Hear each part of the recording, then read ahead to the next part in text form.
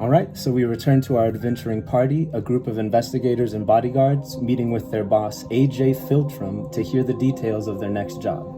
Filtrum proceeds to tell them about a call he got from farmer Alanaris, who described a strange, small fissure that had opened up on their farmland.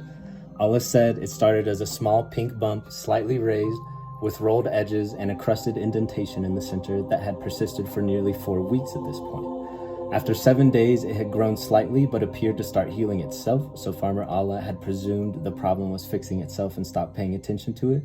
But a week later, it was crusted over and oozing, and it hasn't healed since as it continued to slowly grow. Allah asked some of their farmer friends if they had ever had a similar issue on any of their land, and they described their experiences.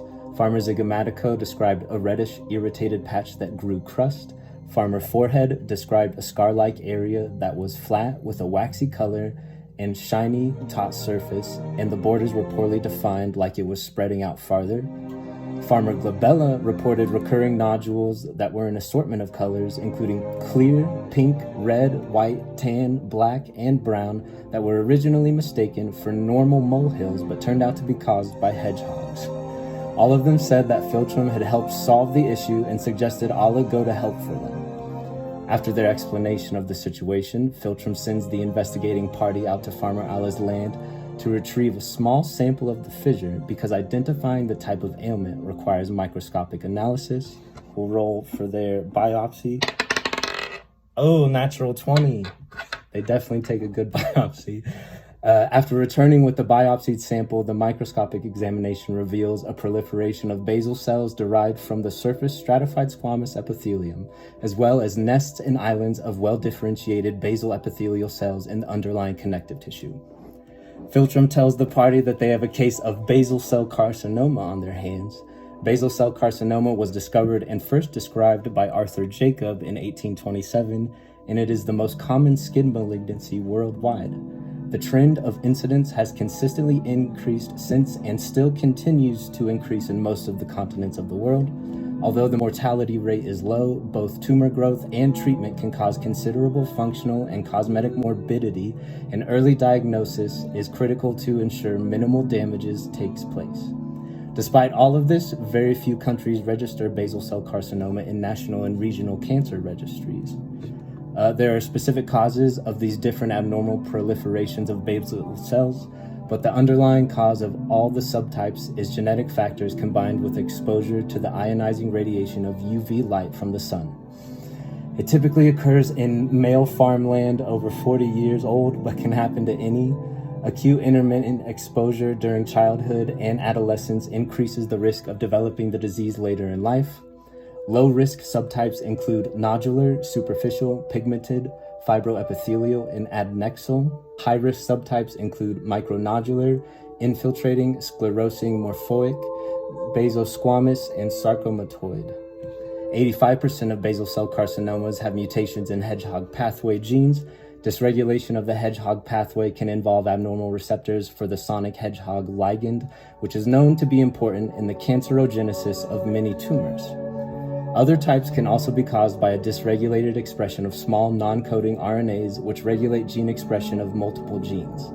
Depending on the gene being targeted, this can have adverse effects on genes responsible for tumor expression or genes involved in cell differentiation and proliferation. Regardless of the type, there is no precursor signs or symptoms. The lesions appear as half-centimeter ulcers proliferating from the squamous epithelium, most likely from stem cells within hair follicles, that grow slowly and when left untreated can become very large, causing disfigurement and destruction of the underlying structures. Fortunately, metastasis is extremely rare, attributing to the low mortality rate of 0.0028 to 0.55%. The estimates for years of life lost because of basal cell carcinoma is 4 years out of every 100,000 people. Patient stress from cancer diagnosis peaks within the first years for most. With time after treatment, patients can become less concerned about prevention. Disabilities from disfigurement would depend on the area of proliferation and the level of diffusion. For example, enough diffusion around the eye could cause blindness if blood vessels or nerves become disrupted. All skin cancer patients should limit or avoid sun exposure, wear hats and other protective clothing, and use sunscreens with a sun protection factor of at least 15. The treatment options include surgical excision, topical chemotherapy, curettage, and electrodesiccation, which involves scraping away the proliferating tissues and then destroying a thin layer of the surrounding tissue with heat. Cryosurgery, which involves surgical removal of the tissue and then freezing the underlying tissue. Radiation treatments paired with excision and skin grafting or surgical reconstruction can be used for large or recurrent tumors.